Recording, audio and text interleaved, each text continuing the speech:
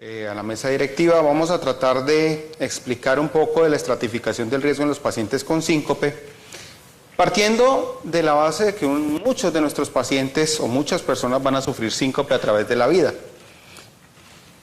Pero antes de definir la estratificación del riesgo, uno tiene que saber qué es un síncope de verdad y qué no es un síncope.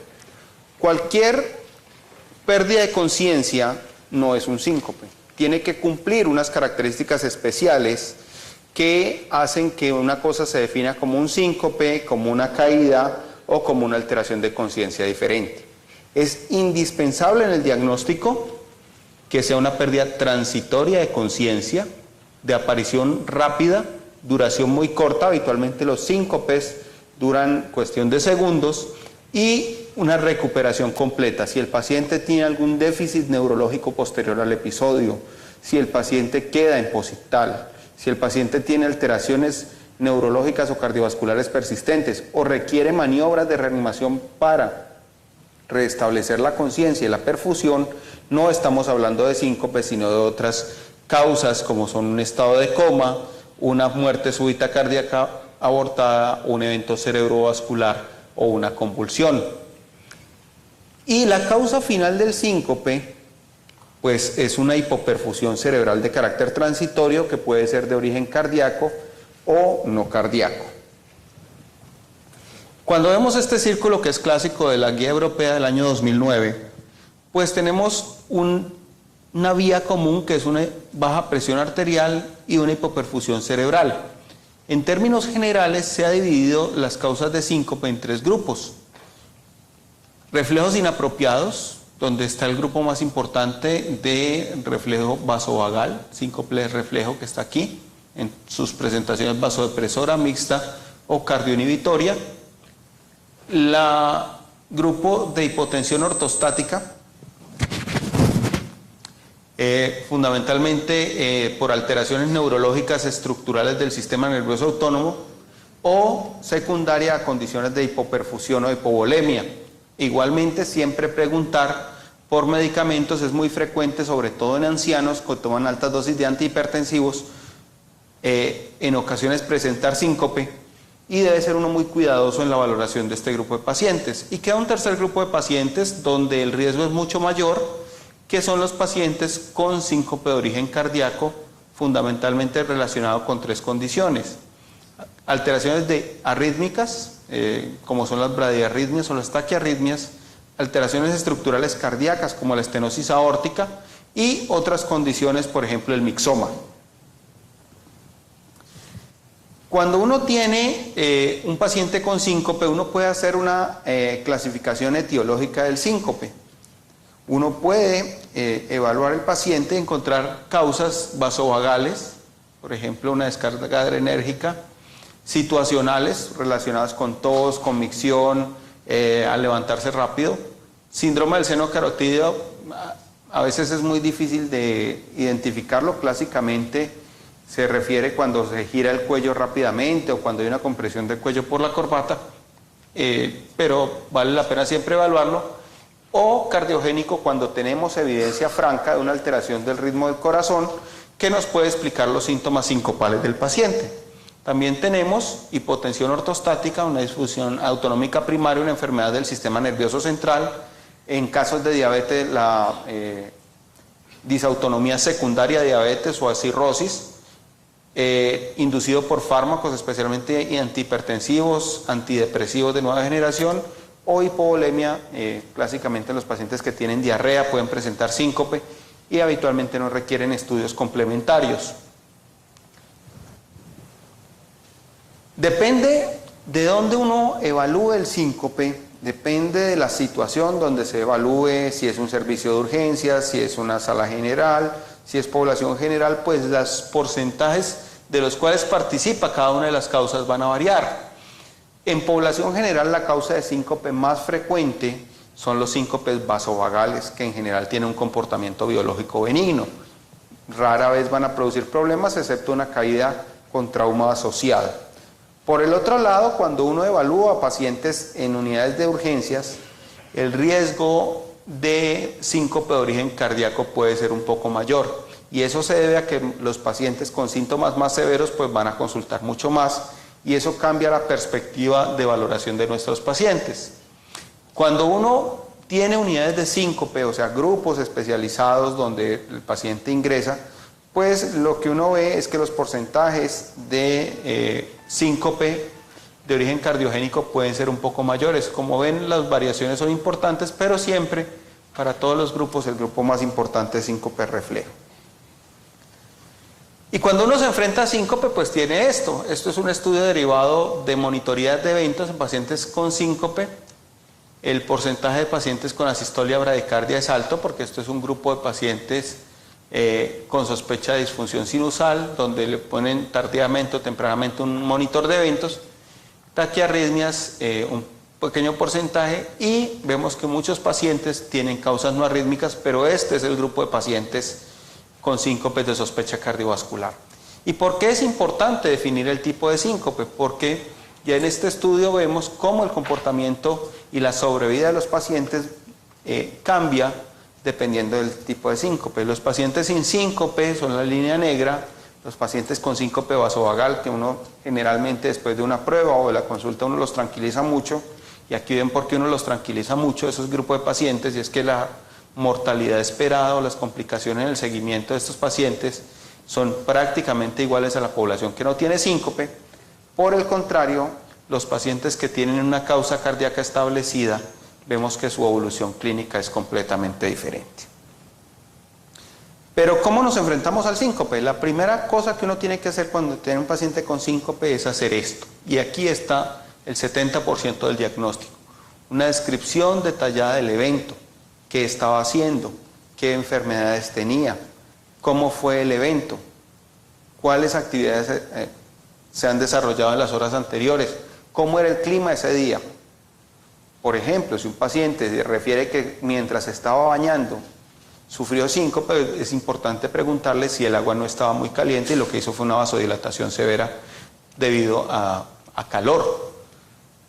Esas cosas, generalmente está la clave, la historia clínica del paciente, preguntarle qué está tomando de medicamentos, los antecedentes de muerte súbita familiares que nos cambian el contexto de esta enfermedad, un examen físico dedicado a buscar causas cardíacas o neurológicas, el electrocardiograma, que es mandatorio en todo paciente con síncope, un hemograma porque la anemia y la infección son causas frecuentes, y las alteraciones electrolíticas, especialmente en personas ancianas. Aquí vemos las preguntas importantes: posición en la que estaba el paciente. Por ejemplo, si alguien se desmaya estando acostado, eso es un indicador de mal pronóstico. La actividad que estaba haciendo, si lo hizo durante el ejercicio o al final del ejercicio. Factores predisponentes, la asociación de náusea, vómito, dolor abdominal, sensación de frío, sudoración, malestar en la nuca. Todas esas cosas pueden sugerirnos probablemente una etiología vagal. La presencia de palpitaciones para pensar en arritmia.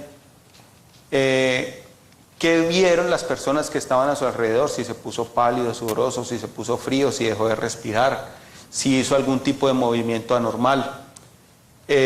Cómo terminó el ataque o el episodio, si terminó con dolor torácico, con palpitaciones, otros síntomas, y preguntas relacionadas con enfermedad crónica del paciente, medicamentos y frecuencia de recurrencia.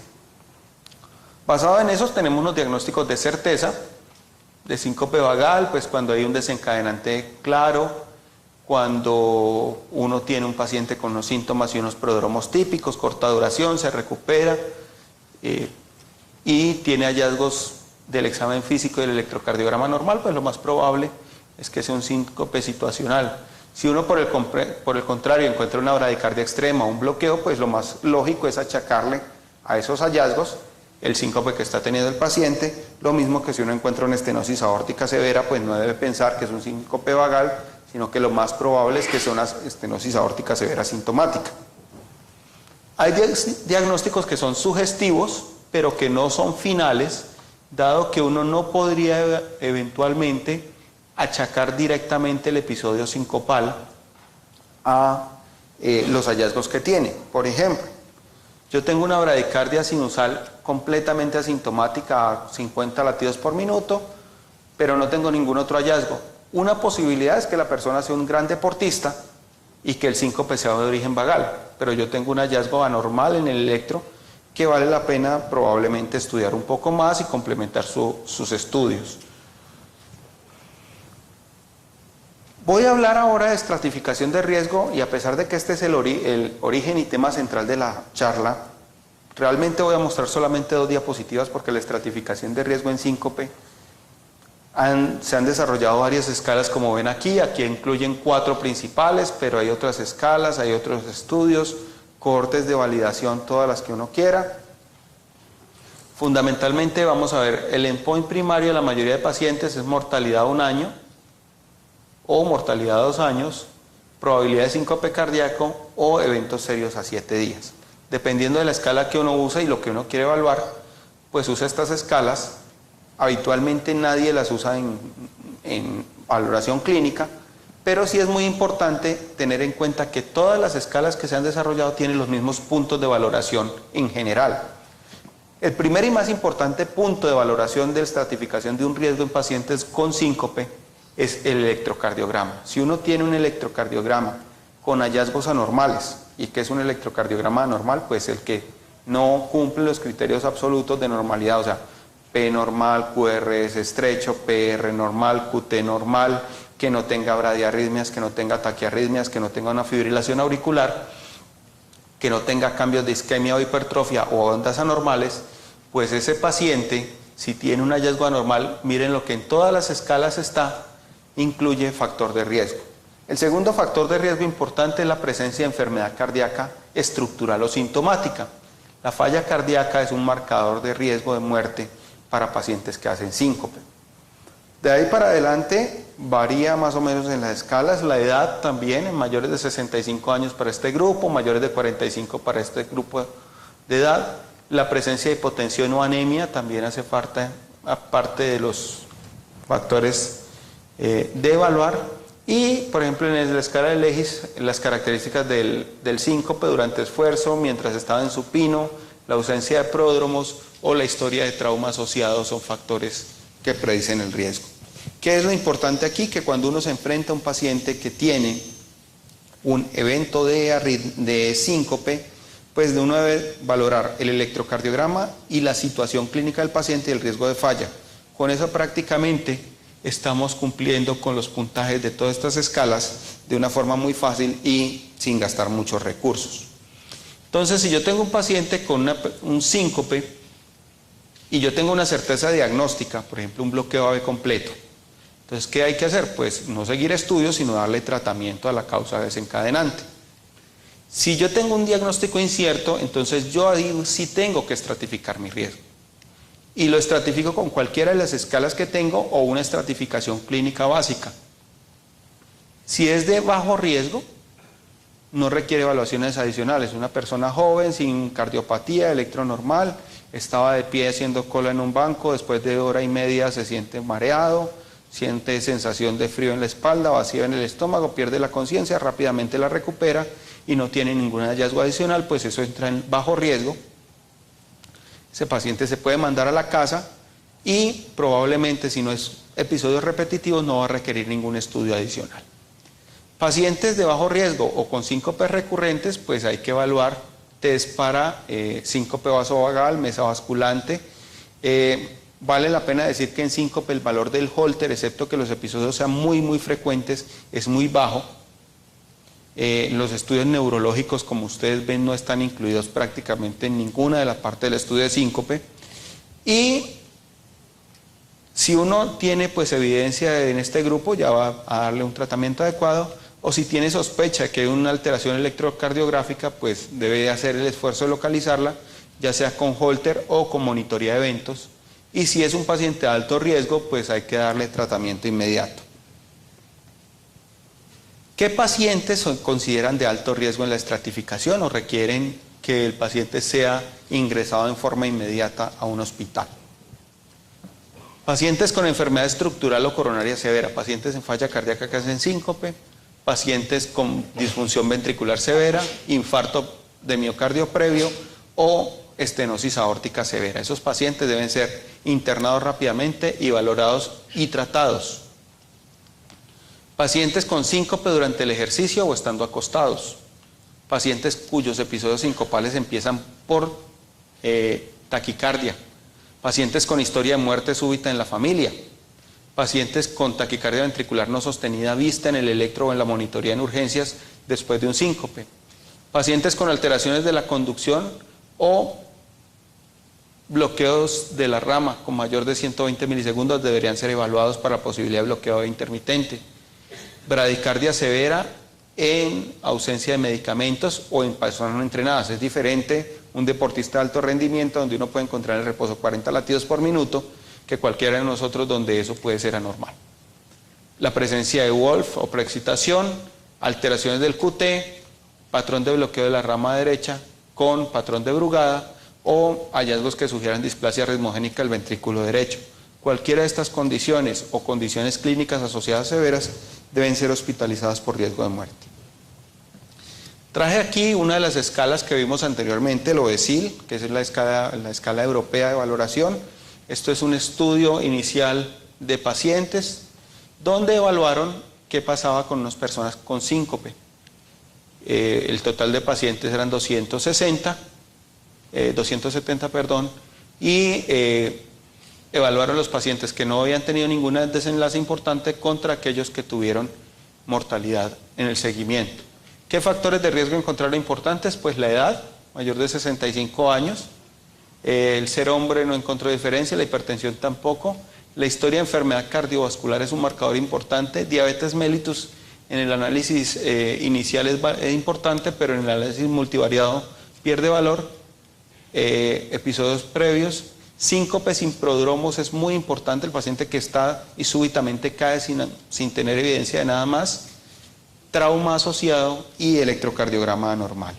Y cuando ellos evalúan los 4 factores importantes del OESIL que teníamos, electrocardiograma normal, presencia de enfermedad cardiovascular estructural, trauma asociado a edad mayor de 65 años, vemos cómo hay una diferencia importante entre aquellos pacientes que no tienen factores de riesgo, su factor de riesgo es uno solo, y la posibilidad de supervivencia en aquellos pacientes que tienen 2 o más puntos en la escala.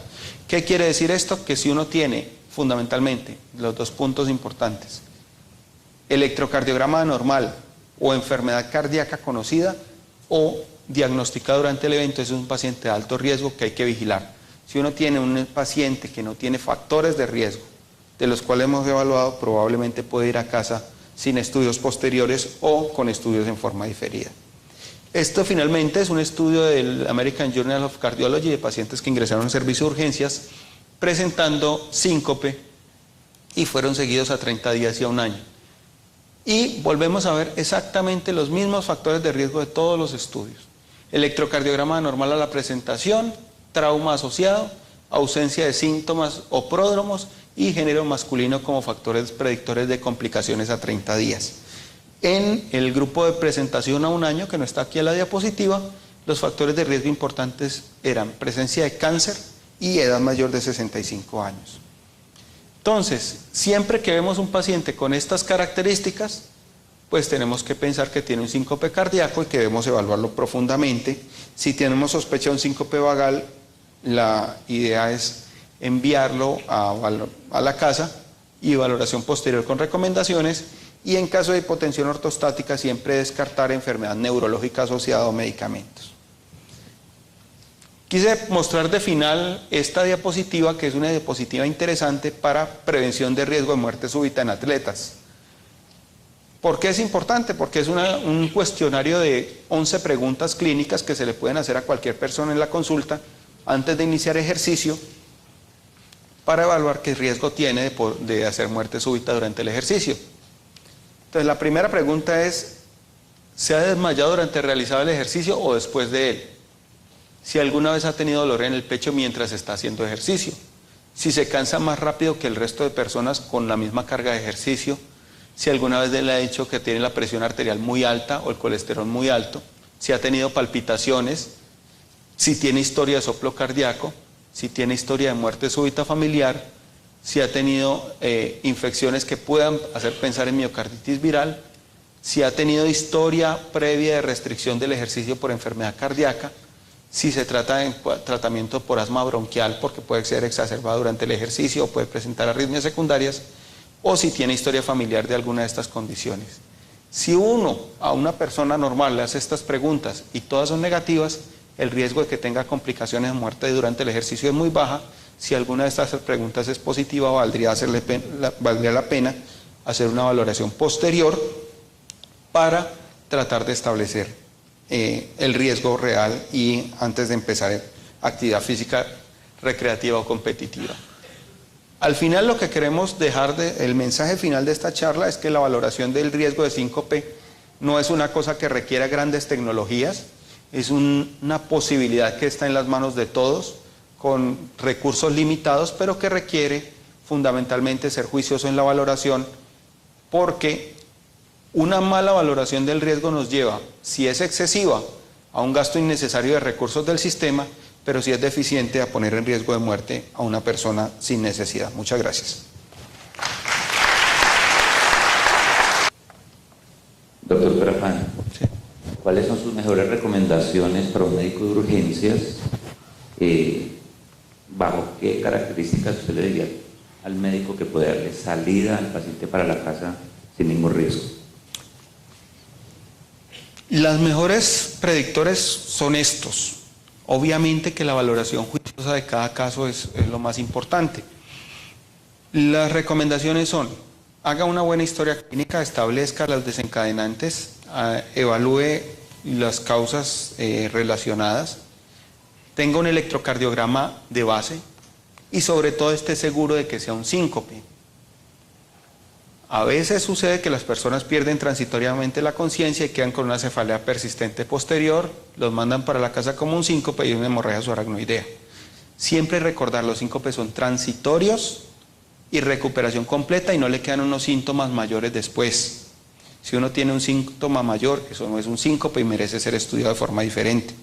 Ahora, si es un síncope, tiene un electro normal, no tiene alteraciones hidroelectrolíticas, y uno está claro de que lo más probable fue una causa vagal, puede mandarlo a casa. Si tiene soplo, si tiene cardiopatía estructural, historia familiar de muerte súbita, lo mejor es una valoración secundaria antes de enviarlo a casa por el riesgo que hay de muerte súbita. Sí.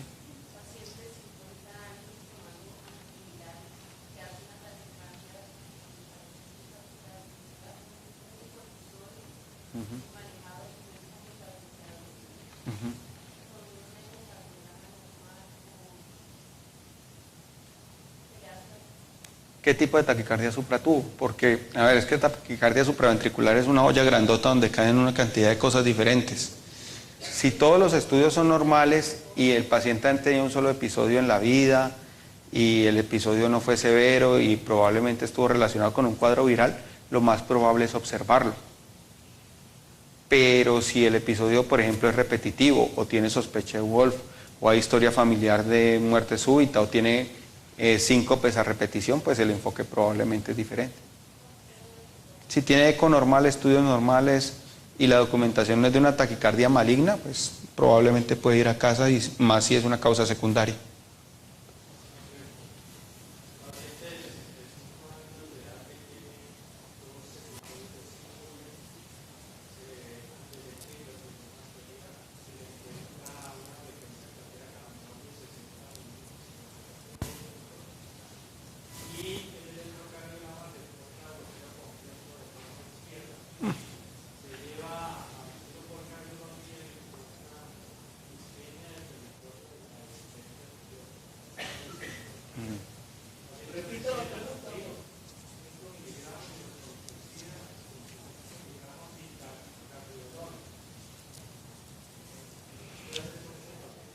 Pues, a ver, es muy difícil uno establecer qué hacer con cada paciente, pero en general, si uno tiene una persona que tiene enfermedad coronaria, lo primero que uno debe hacer en sus pacientes es tratar la causa desencadenante, que es la enfermedad coronaria, en la medida de lo posible. Si el paciente, además de eso, requiere betabloqueadores y tiene un bloqueo de rama izquierda, la función ventricular, depende de la función ventricular. Si la función ventricular es buena, más de 45% probablemente, y requiere betabloqueadores y eso le va a bajar la frecuencia y uno espera síntomas, pues es probable que requiera un marcapaso.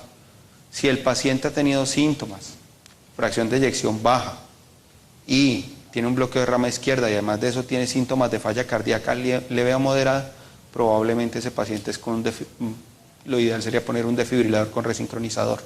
Entonces, como le digo, la respuesta depende de otros factores adicionales a los que me comenten. Ahora, por otro lado, los pacientes con bloqueo de rama izquierda pueden tener bloqueo intermitente y vale la pena evaluar esa posibilidad, sobre todo con síncopes recurrentes. Por alteraciones neurológicas estructurales del sistema nervioso autónomo o secundaria a condiciones de hipoperfusión o hipovolemia.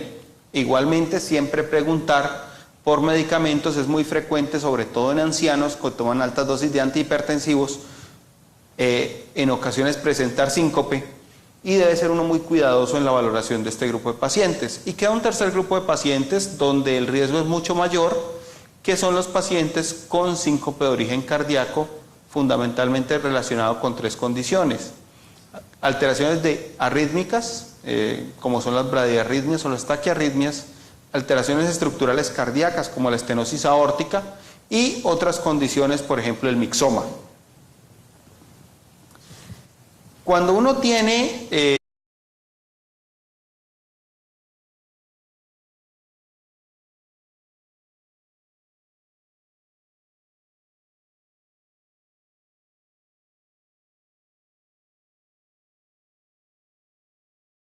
a la mesa directiva, vamos a tratar de explicar un poco de la estratificación del riesgo en los pacientes con síncope, partiendo de la base de que muchos de nuestros pacientes o muchas personas van a sufrir síncope a través de la vida.